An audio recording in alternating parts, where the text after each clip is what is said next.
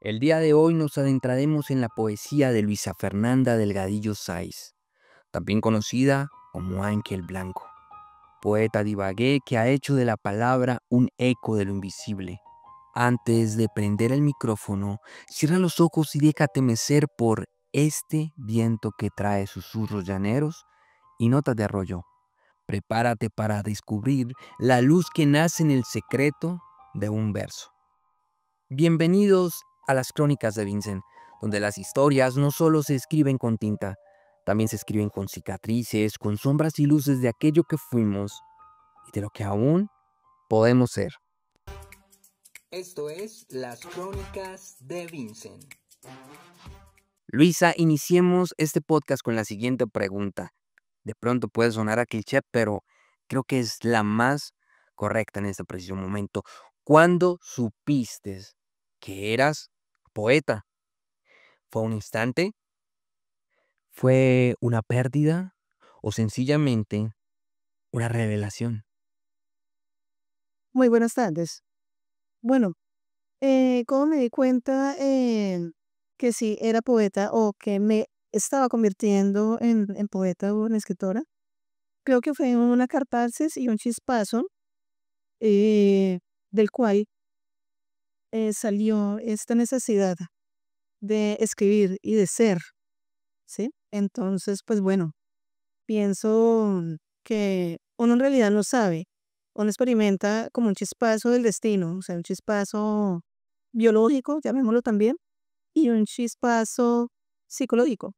En mi caso pasó así. Entonces pienso que ahí empecé ese camino tan hermoso que es la poesía. Esto es lo mágico de la escritura, esto es lo mágico de la poesía. Cultivar, escribir, construir cosas inimaginables, cosas mágicas, cosas transformadoras. Y esto es lo que hace tu poesía. Luisa, te llamas Luisa Fernanda Delgadillo, pero en el mundo de la poesía te conocen como Ángel Blanco. Cuéntanos qué historia hay detrás de ese nombre. Yo pienso que mi seudónimo Ángel en Bianco es una manifestación de mi propio yo, de mi propio ser. Ángel Blanco significa ángel, ese carisma, esa parte que uno tiene para hacer sus cosas, como su marca propia. Y el blanco, pienso que el blanco, como están todos los colores, y la poesía tiene muchos colores, o sea, muchos matices, entonces por eso el ángel blanco, ese seudónimo que he firmado durante muchos años en muchísimos concursos, a nivel nacional e internacional. Entonces pienso que ángel blanco llegó de una manera muy casual, o sea, en un primer concurso, entonces como que siempre he querido que mi poesía tenga un toque muy espiritual, entonces algo que tuviera como relevancia a eso, entonces por eso el seudónimo de Ángel Bianco. Luisa, Ibagué es conocida como una ciudad musical, pero en ti encontró la poesía, la escritura. ¿Cómo ha influido tu ciudad natal en la forma de escribir? Yo pienso que mi ciudad natal, Ibagué, que yo soy ibaguereño, no ha influido mucho.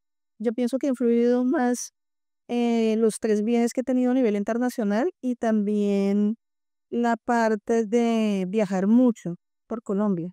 Eso me ha influido, más no la ciudad natal. Entonces pienso que la poesía viaja a través de uno, ¿no? Entonces, esto donde tú estés, ahí llega también la inspiración. Entonces yo pienso que Ibagué más bien me inspiró esa quietud para darle como forma a mis versos. Pero que me haya influido en la totalidad, no. Pienso que es más los viajes que he tenido, sobre todo a las ciudades de Ibagué, a otros departamentos y a diferentes países. Entonces pienso que mi poesía tiene mucho de eso, esa influencia de los países donde yo he estado, donde yo he vivido y también aquí en, en mi ciudad natal. Luisa, vemos que tu literatura, tu poesía, Ha recorrido caminos como el de Ecuador, México, Colombia, incluso en puesto de combate en 2021 y 2024. ¿Qué se siente ser leída en otros territorios? Bueno, en cuanto si el poema o la poesía, o llámese en este marco de este género literario de la lírica, cambia cuando pasan fronteras o cuando se trasciende a otro territorio. Puede que sí, en la parte del léxico, la parte del lenguaje y la parte también de la forma o el contexto o el tono también que el lector esto le dé. Porque uno escribe primero para uno mismo, ¿sí? Y después el poema trasciende, o sea, el poema va evolucionando y cada lector toma su opinión dependiendo del contexto, bueno, también del país donde esté o algo, ¿no? Pero trasciende, sí. No en todas las ocasiones, pero sí trasciende en el poema porque se le da otro, llamémoslo como otro tono, o sea, como otra connotación, llamémoslo de esa manera. Entonces, el poema sí, el poema puede trascender y cruzar fronteras. Claro que sí. Luisa, a veces nos encontramos con escritores que escriben en imágenes, en sabores, en colores y en olores, pero hay algo muy particular en tu poesía. Y sobre todo me iré a dos libros en particular, Sinfonía en secreto y Fragmentos de fuego y agua. En esos dos libros hay una música íntima, casi dolorosa. ¿Qué melodías emocionales recorren estos versos? Bueno, en cuanto a la parte de melodía, de ritmo, de métrica y todas esas cuestiones que son los elementos poéticos, pienso que el poema tiene más figuras retóricas, ¿sí? Tiene en cada verso, o sea, entre líneas, llamémoslo entre líneas, y en cada verso, en cada estrofa, o con la composición del poema como tal, em, tiene algunos ritmos, ¿sí? O sea, algunas melodías. Entonces, cuando tú lo lees, tú sientes algo por dentro que te refresca, te desgarra, va creando como ese impacto, llamémoslo de esta manera, em, en el lector. De igual modo, hay otros lectores que no causan ninguna emoción, ninguna emocionalidad, sino simplemente es muy plano. Para uno como artista sí causa eso, porque no tiene la sensibilidad a flor de piel y uno quiere que el lector tenga este tipo de sensibilidad. Entonces sí, tiene estas notas o estas melodías, pero más que melodías son figuras retóricas dentro del poema para que le dé esas imágenes que rompan el poema. Luisa, entre fuego y agua, tus versos dibujan un lienzo donde el dolor y la ternura se confiesan mutuamente. Cuéntanos qué papel juega la memoria en tu poesía. La poesía, como dije al principio, son chispazos. Obviamente la inspiración llega en cualquier momento, en cualquier circunstancia, y uno realmente no sabe cuándo le vayan a llegar esos versos maravillosos para empezar a compaginar o a darle forma al poema. Poesía es lo que encontramos en todos lados, desde el alba, la penumbra, cuando nos maravillamos viendo un río, la sonrisa de un niño, los ojos de los enamorados, ¿no? Esa es poesía, la poesía está en todo, ¿sí? La poesía está en todo nuestro alrededor está la poesía. En el papel, en el poema, es lo que nosotros manifestamos, lo que sentimos, lo que reconocemos y lo que identificamos de nuestro entorno. Entonces, la memoria juega un papel importante muchísimo, porque cuando tú lees, eso de lo que tú lees es un insumo para aplicarlo y para hacer el poema. Se te conoce por ser una persona que está en constante capacitación, te estás capacitando totalmente y no te aferras al ego que algunos escritores o generalmente algunos artistas pues tienen. Y es que definen una marca y se aferran a ella y no se dan cuenta que la marca está en constante cambio. Entonces uno debe adaptarse a ese mundo que está en constante cambio. Pero hay algo que me ha llamado la atención de ti y es que tú estás totalmente en constante construcción. Has participado en talleres con énfasis en Borges, con Luis Estrada y en espacios como Relata.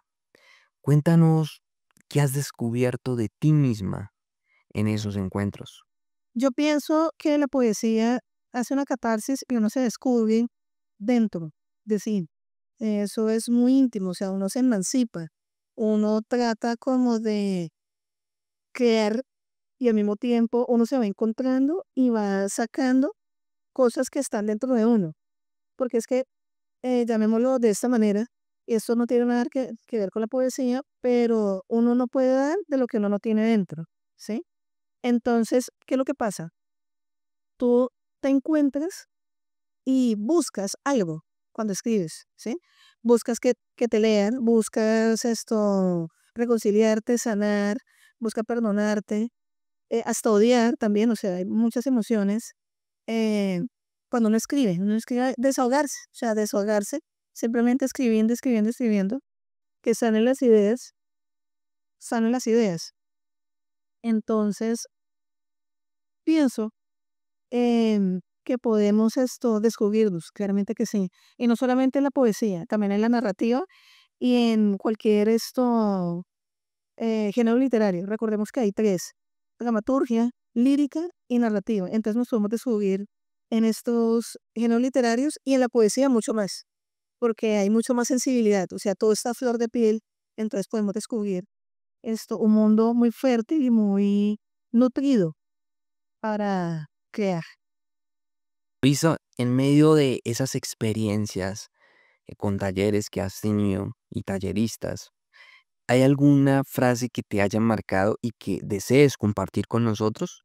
Bueno, en cuanto a las frases, yo pienso que hay muchas, o sea, a nivel literario hay bastantes, filosófico mucho menos, refranes populares, pero yo siempre afirmo con tres frases que son en latín, que me parecen muy significativas y engloban lo que es la vida, lo que para nosotros esto es la vida en sí, y también el arte y la poesía, que es ars longa, vita brevis, carpe diem y memento mori. Estas tres frases en latín, llamémoslo de esa manera, enuncian lo que significa para mí el arte. No es que las haya visto en algún taller en particular, inclusive las enunciaba mucho mi maestro, que lamentablemente murió hace ya casi 5 años. Siempre en las tertulias que hacíamos, siempre hablábamos algo en latín, o sea, siempre terminábamos como la frase del otro y cuando corregíamos y cuando hacíamos estas cuestiones literarias, cuando me corregía arduamente y vuelve y vuelve y vuelve, él empezaba a hablarme, a recitarme frases en latín y frases griegas, también hebreas también. Entonces esto como que hilaba una cosa con la otra, como que cada punto se hila y se encuentre. Entonces, para mí son esas frases las que se me han quedado como muy caladas, muy, y siempre firmo mis libros con esas tres frases en latín. Luisa, fuiste finalista en el Tomás Vargas Osorio y tengo entendido que también obtuviste menciones especiales en Compartiendo Talentos y Fantasías. ¿Crees que el reconocimiento cambia la forma en la que escribes o solo la forma en la que te miran? Bueno, el tema del reconocimiento, la fama, todas estas cuestiones, yo pienso que el escritor no puede aspirar o de primera vez a tener un reconocimiento, una fama inmediata. Eso, eso sienta mal, o sea, realmente hay que aniquilar el ego. Yo pienso que soy más de eso y pienso que todo lo que me ha influido en la literatura en mi vida personal y en mi vida profesional también, pienso que uno aspirar al reconocimiento incansablemente, pierdes el foco, pierdes el enfoque y el enfoque en esto es hacer obra. No es que te reconozcan, te den premios, nada de esto. Pienso que hay que hacer obra y hay que hacer una buena obra, sea poesía, sea novela, sea teatro, bueno, cualquier género literario, ¿no? Entonces esto, hay que hacer obra y vuelve y juegue. Hay que emanciparse, leer, empezar a releer, a corregirse, a tener esos insumos. Y eso es un trabajo solitario. Eso no es un trabajo para que lo reconozcan constantemente. O sea, no tienes que pedir a gritos que te reconozcan porque eso no es. O sea, no estamos en una pasarela ni en una forma roja como los actores o los músicos, ¿sí? Eso es un trabajo en solitario y te reconocen después de muchas décadas, de mucho tiempo em, que tú estés publicando y haciendo obra. El reconocimiento llega porque llega, o sea, llega por una vía inesperada, ¿sí? O sea, no hay que esperar, sino ir cultivando. No hay que esperar rápido los aplausos, sino hay que hacer obra, cultivarse, cultivar la obra, ¿sí? Cuidarla. Entonces yo pienso que el escritor cuando pide ese reconocimiento, pienso que no tiene obra y es más grande su ego que su obra. Siempre nos vemos enfrentados a temas que no son imposibles de evitar. ¿Cuáles son esos temas que son imposibles de evitar para ti, incluso cuando quieres escribir de otras cosas? Yo pienso que las temáticas en la poesía, eh, las que son como difíciles de evitar son el amor, la muerte y también la parte sexual, que también va englobado en el amor, ¿no? Pienso que es que esos temas, o sea, tú quieres escribir de algo, una poesía protesta, y se cala, se cuela un verso o algo que tú de verdad no quieres enunciarlo, pero se mete. Entonces es algo que siempre uno quiere ver de otra cosa y se mete en estas temáticas. También los estados del ánimo, también un poco como de espiritualidad también. La parte existencial también se mete mucho, porque uno quiere hablar de un tema específico, un tema muy cuadriculado, llamémoslo, y se mete el amor, ¿sí? Se mete siempre el verso romántico o los lugares comunes, llamémoslo también en ese sentido. Adjetivos también para darle como forma al poema. Y también algunas figuras literarias que como que tratan de inmiscuirse, de meterse. Entonces esto sí, yo pienso que eso es para pensarlo, ¿sí? Porque esas temáticas están ahí, siempre van a estar, entonces tratar uno como que de enfocarse, pero en esto de la lírica es casi imposible, pero bueno. ¿Cuál ha sido ese poema que te ha dolido escribir y cuál ha sido ese que te ha sanado? Bueno, en cuanto a mis poemas sanadores y dolorosos, yo pienso que es este poema, el de A mi maestro, que está en mi segundo libro. Uf, me dolió muchísimo. Y también el de La esposa de mi maestro, que para mí, uf, o sea, fue algo brutalísimo de escribir, de hacer.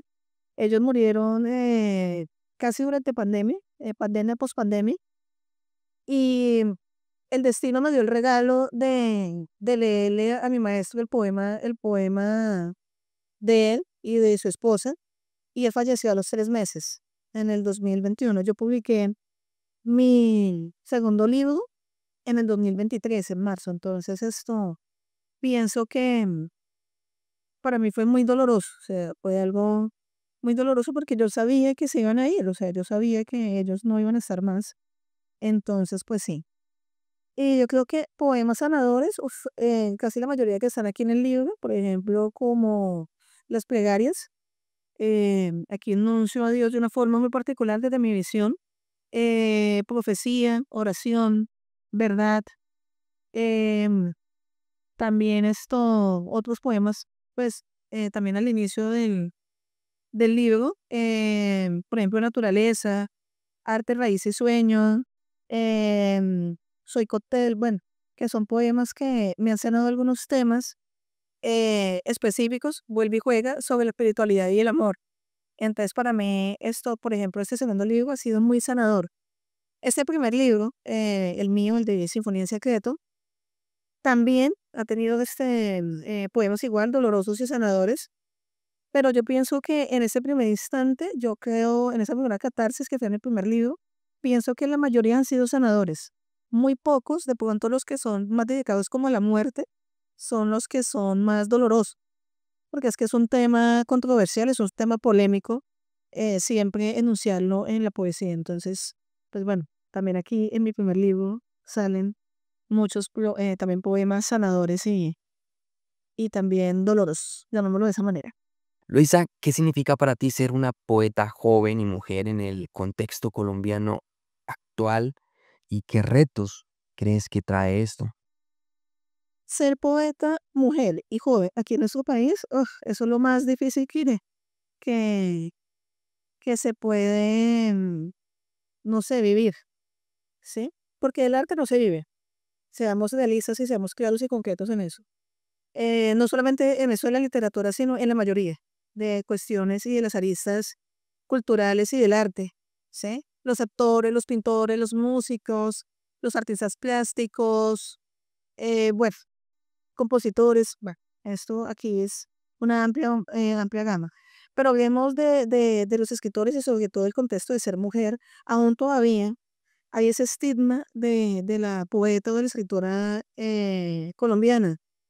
Entonces, nosotros todavía estamos muy excluidas en algunos sectores aún, ¿sí? Entonces, se vive esa discriminación, llamémoslo de esa manera. ¿Qué se siente? Uf, se siente tenaz, o sea, ser poeta y ser una poeta joven y ser mujer en Colombia porque uno quiere vivir de su obra, de sus libros y dedicarse a esto. O sea, esto es un trabajo también, como todo. Pero más que trabajo, yo creo que es un oficio. Entonces, la poesía hace que tú trabajes el triple, que como es tuyo, como depende de ti, tú eres el mismo que te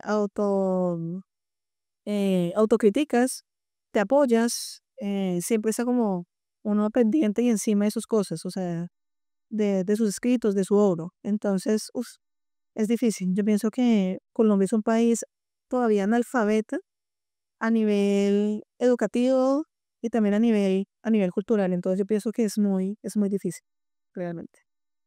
Luisa, cuando escribes, ¿sientes que hay una causa, una herida o una voz que siempre regresa a tu poesía?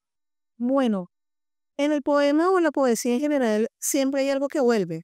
No solamente las heridas y la voz, siempre algo vuelve. O sea, uno trata de que cada libro sea distinto al anterior, ¿sí? O sea, que sea mejor, que sea un plus, que sea más innovador, que cale más en el público, ¿sí? Pero más allá de eso, y vuelve y juega en la pregunta anterior sobre el reconocimiento, uno está buscando esa voz, precisamente, ¿sí? Precisamente buscando esa voz en los elementos, jugando con los elementos poéticos y con las herramientas, pero uno está buscando esa voz, ¿sí? Pues las heridas y las causas y toda esta cuestión van a volver. Entonces, se repite, claro, siempre se va a repetir, ¿sí? Siempre se va a repetir esa voz, siempre se va a repetir esa heridita, esas cositas dentro del poema. ¿Por qué? Porque es que ya todo está escrito.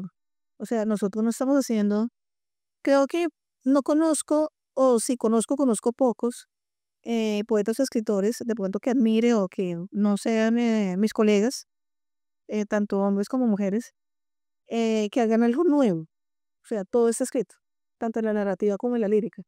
Lo que uno hace es imprimirle la voz y el estilo de uno, pero que sea algo nuevo, no. O sea, yo creo que eso es casi imposible, no encontrar algo nuevo.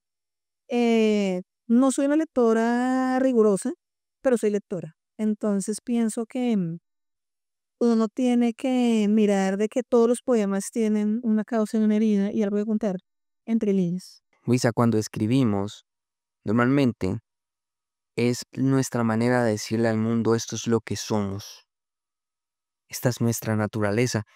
¿Qué esperas que sientan las personas cuando te leen? Si mi lector me lee por primera vez, yo quiero que sienta de todo, que lo desgarre, que sienta dolor, tristeza, alegría, pero que sienta alguna emoción. Si no siente nada y es muy plano, creo que no hice mi trabajo, creo que aún falta por trabajar. Lo más importante no es que te compren el libro, es que te lean. Los escritores no entienden eso. Venden millones en ferias del libro, en festivales, venden millones de libros, pero utilizan tus libros como piezas de una biblioteca, como pieza papeles. y tú les vas a preguntar a algún lector que tú, no sé, algún amigo que te compre el libro y le preguntes en algún momento, ¿me leíste? Sí, son bonitos. Te contestan, me han contestado así, son bonitos sus poemas, son maravillosos, pero ¿y le causó algo? ¿Entró algo dentro? ¿Guardas una frase de lo que leíste? La gente tiene poca memoria en ese sentido, tiene muy poca memoria. Entonces, pienso que sí, yo pienso que mi lector tiene que sentir algo, o sea, yo quiero que sienta, quiero que le cale algo, quiero que sea un mensaje que le llegue de manera improvista. Entonces yo creo que sí, que sienta eso, que sienta todo ese tipo de emociones. Luisa, gracias por habernos acompañado el día de hoy. Gracias a todos por habernos escuchado. Recuerden que esto es Las Crónicas de Vincent, donde las historias no solo se escriben con tinta, también se escriben con cicatrices, con sombras y luces de aquello que fuimos y de lo que aún podemos ser. Recuerden que nos pueden seguir en Spotify, en TikTok o en YouTube como Las Crónicas de Vincent. Y en Instagram me pueden escribir a Vito Serrano, raya al piso, escritor. Y recuerden que mi libro, Las Crónicas de Vincent, el niño de ojos color café, el primer libro de la saga de Las Crónicas de Vincent, ya está disponible en Amazon y pueden acceder a él para que pues continúen apoyando este logro. Bye bye, nos vemos en una próxima emisión. Esto es Las Crónicas de Vincent.